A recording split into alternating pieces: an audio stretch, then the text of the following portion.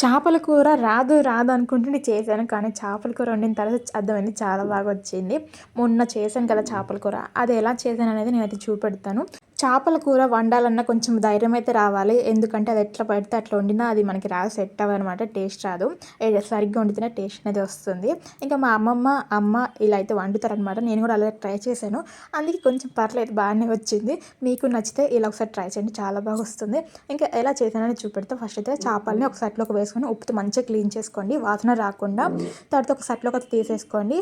ముందుగానే ఒక నిమ్మకాయ సైజ్ అంత చింతపండు నానబెట్టేసుకోండి. ఇంకా చేపలో ఉప్పు, కారం, పసుపు, అల్లం వెల్లుల్లి పేస్ట్ వేసి 2 చిట్టీల నూనె కూడా వేసేసి మొత్తం మిక్స్ చేసేసుకొని దాంట్లోనే చింతపండు పులుసు కూడా పెట్టేసుకొని ఇంకా గ్యాస్ వెలిగించేసి స్టవ్ మీద పెట్టేయడమే. ఇంకా కొంచెం ఉడికిన తర్వాత దాంట్లో ధనియాల పౌడర్ వేసేసి ఒకసారి అలా కలబెట్టేసి, ఎక్కువ కలబెట్టకండి చితికిపోతాయి. ఒక 2 మినిట్స్ కుక్ చేసుకున్నామంటే చేపల కర్రీ ఈజీగా అయిపోతుంది. టేస్ట్ అయితే చాలా బాగా వచ్చింది. వీడియో నచ్చితే లైక్ చేసి మన ఛానల్ని సబ్స్క్రైబ్ చేసుకోండి.